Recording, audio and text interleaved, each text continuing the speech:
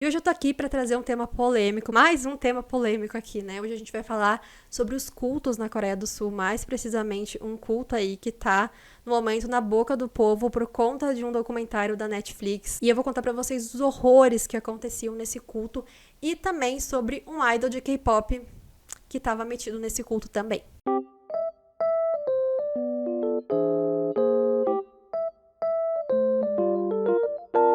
Olá, sejam muito bem-vindos ao canal, meu nome é Camila e vocês sabem que eu tenho gostado de trazer uns temas diferentes aqui pro canal, umas questões culturais, questões religiosas de outros países, sempre conseguindo puxar o gancho pro tipo de conteúdo que eu trago aqui pra vocês. E hoje não vai ser diferente, a gente vai estar falando sobre uma questão que tá muito em alta no momento por conta de um documentário na Netflix, que são os cultos na Coreia do Sul, e sobre um idol de K-pop que estava dentro de um desses cultos. O documentário da Netflix chama Em Nome da Fé, e ele conta a história de um culto chamado DMS, do qual o líder é um homem chamado John Myung-sok. Ou seja, o nome do culto são as iniciais do nome dele. Para não confundir vocês aqui no vídeo, eu vou chamar o culto de DMS e o próprio John Myung-sok eu vou me referir como John, tá bom? Bom, gente, a questão dos cultos na Coreia do Sul é uma coisa muito grande e, pra falar a verdade pra vocês, eu estive na Coreia do Sul há uns anos atrás, entre 2018 e 2019, eu estive lá por 3 meses e eu tive uma experiência de quase me meter numa fria dessas, de ter sido abordada na rua por umas pessoas que, na hora, eu não sabia o que era, eu só não decidi acompanhá-los, né, e depois de um tempo eu descobri que se eu tivesse acompanhado eles, eu teria me enfiado dentro de um culto. Não sei qual culto de lá.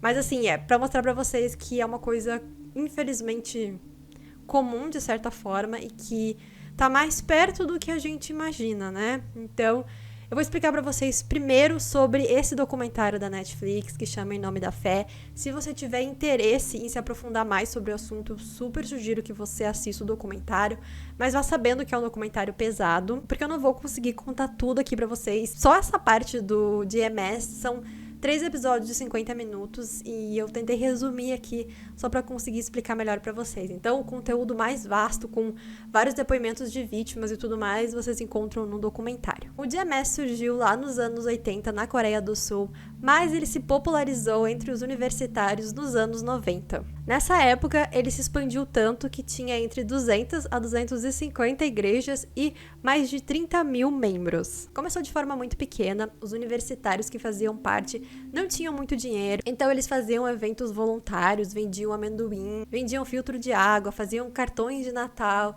e assim eles acreditavam que eles estavam mais próximos de Deus, se voluntariando, né, em nome dele. E eles não percebiam que era trabalho forçado, e aí já nessa época começava uma pequena lavagem cerebral nos membros. E o que aconteceu? Esse dinheiro aí que eles arrecadavam foi direto pro bolso do John, que lá pelos anos 90, onde a Coreia do Sul ainda não era a potência que é hoje em dia, ele já tinha uma Mercedes-Benz. Como contexto histórico, nessa época que o DMS surgiu, entre os anos 80 e os anos 90, a Coreia estava em uma ditadura militar. Então, quem era contra o governo era imediatamente morto. Por isso, nenhuma igreja queria apoiar os jovens que queriam protestar. Assim, o John foi se infiltrando nesses jovens com os ensinamentos da Bíblia, e muitas pessoas começaram a segui-lo, pois tinha esse rumor de que ele já tinha lido a Bíblia 2.000 vezes. Ou seja, ele se aproveitou de um tempo difícil, de um período conturbado,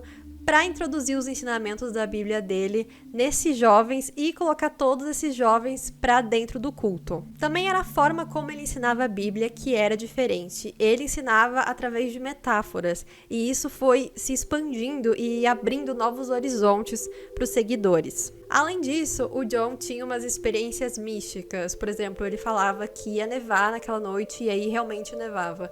Ou então uma vez ele falou que fulano ia ser o presidente que ia ganhar as eleições e realmente quando teve as eleições, esse cara se tornou o novo presidente. Ele também dizia que curava as pessoas através das orações e que ele tinha estudado medicina por 40 anos e que a missão dele era curar as pessoas através dos conhecimentos dele e desses poderes que ele tinha. Por causa disso, todo mundo começou a falar que ele era o Messias e ele próprio também falava isso. Também diziam que ele era maior que Jesus e que ele seria o único a cumprir a última profecia. Assim, ele se intitulava como Deus e as pessoas oravam por ele. Mas as coisas começaram a ficar preocupantes mesmo em 1991, quando as primeiras vítimas dele começaram a surgir. O John vivia sempre cercado de mulheres e ele tinha preferência por mulheres que tinham mais de 1,70 m de altura. Ele organizava muitos eventos entre os jovens, como jogos de futebol, campeonatos de líder de torcida e festivais de arte. Assim, logo ele se tornou muito importante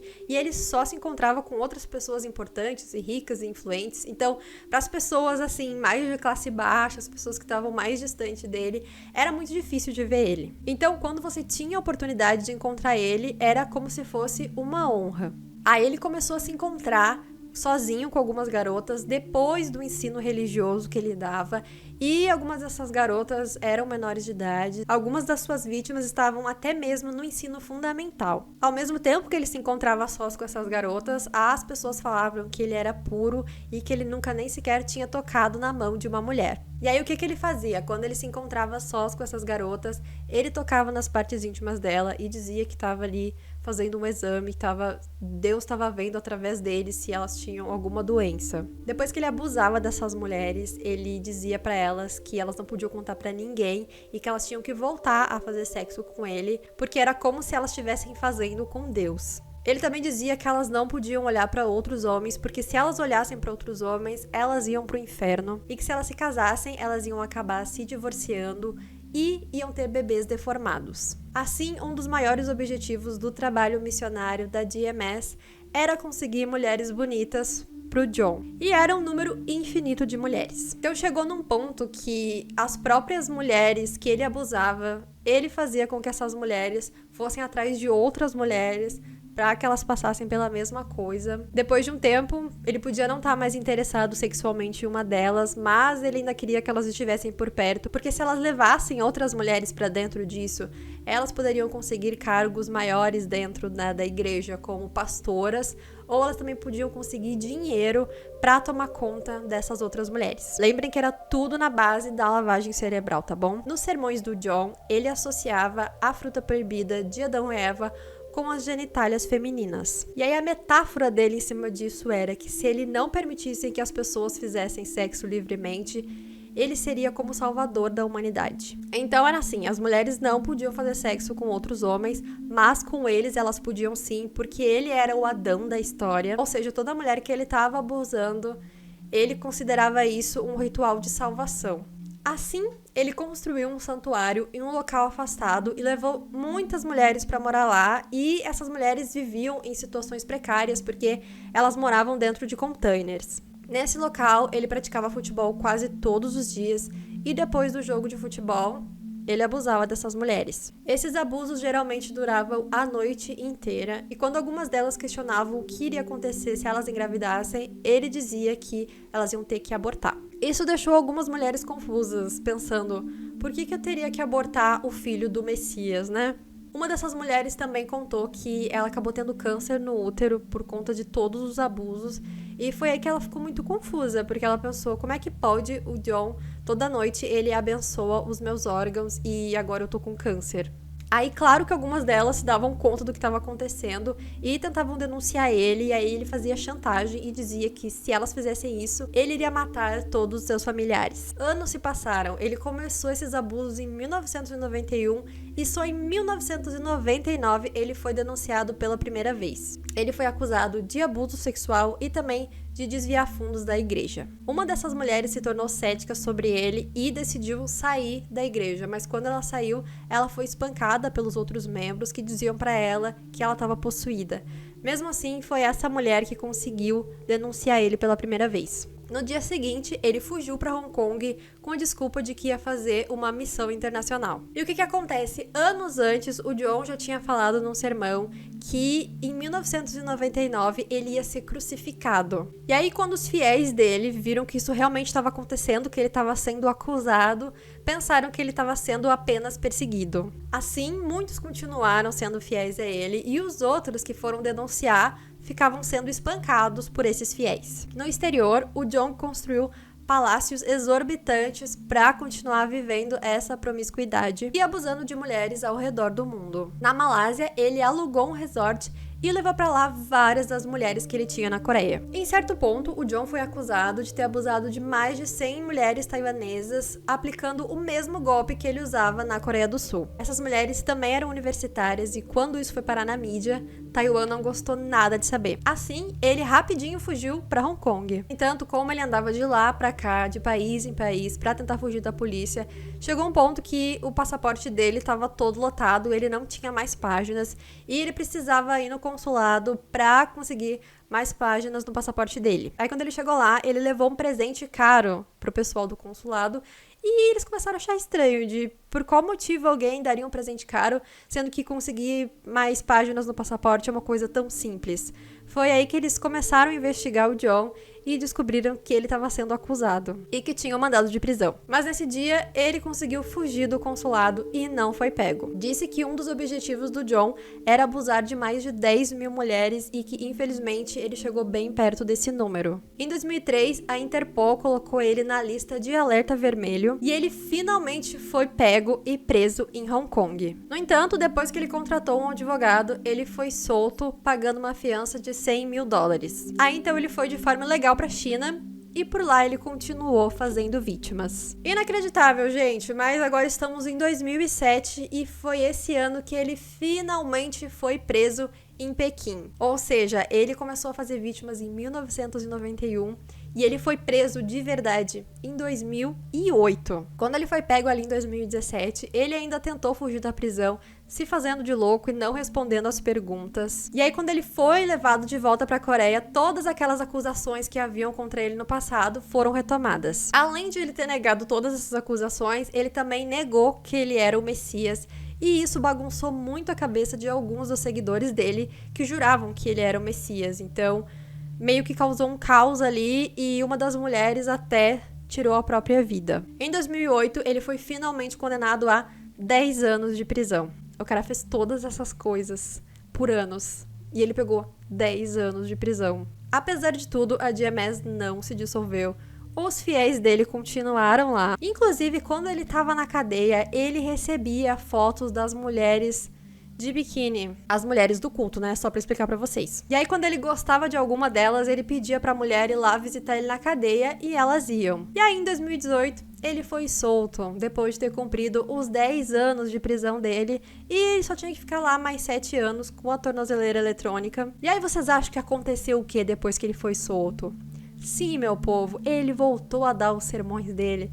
E sim, meu povo, ele voltou a fazer vítimas da exata mesma forma. Mais anos se passaram e aí a gente chega em 2022. É um absurdo, isso começou em 1991, gente, a gente tá em 2022. Quando finalmente uma vítima foi a público pra falar sobre ele, pra denunciar as coisas que ele fazia, e ela tinha provas, porque ela gravou com o celular uma conversa entre eles quando ele tava abusando dela. E aí ele foi preso de novo, em 2022. E no momento, sim, ele está na cadeia, e sim, ele está vivo na cadeia, e eu não consegui encontrar nenhuma informação de quanto tempo de pena que ele vai pegar dessa vez. Eu acho que isso ainda não foi decidido, a gente vai ter que esperar para ver o que vai acontecer. Bom, gente, essa foi a perspectiva, então, do documentário que mostra as vítimas diretas dele, que tiveram contato direto com ele, e agora a gente vai falar sobre um idol de K-pop que ele nasceu dentro de uma dessas igrejas e recentemente isso foi descoberto, isso veio à mídia e muitas pessoas começaram a questionar ele. E então ele deu uma entrevista contando do ponto de vista dele. Eu acho que é muito interessante trazer aqui pro vídeo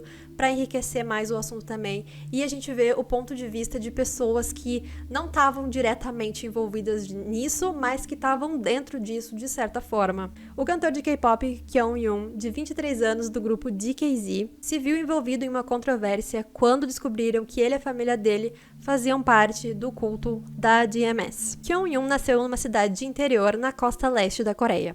Ele completou todos os seus estudos por lá. Durante seu tempo como trainee, ele viajava entre Seul e sua cidade natal. Até o período de trainee, ele frequentava a igreja de sua tia e depois parou de frequentar quando foi morar na capital e promover como um membro do DKZ. Sobre isso, o cantor disse: "Eu fazia parte da igreja desde o ventre da minha mãe. Quando criança, eu ia segurando a mão da minha mãe. Fico feliz em saber qual é a verdade, embora seja tarde. Mas estou preocupado com meus pais, especialmente minha mãe. Ela tem sido uma seguidora da igreja por mais de 20 anos.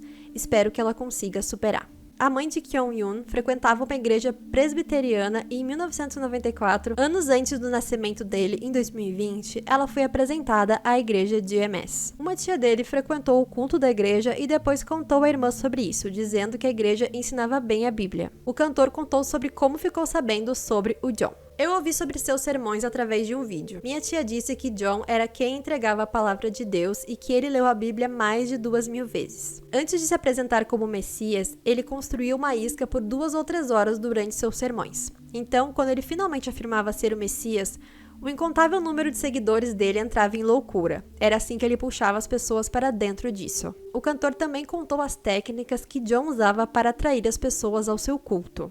"Também não entendo como a lavagem cerebral funcionou em mim. Mas se alguém lhe disser diretamente, 'Eu sou o Messias, se você me fizer favores sexuais, vou mandá-lo para o céu,' você não acreditaria nisso. O John não aborda as coisas dessa maneira. Ele alimenta você pouco a pouco.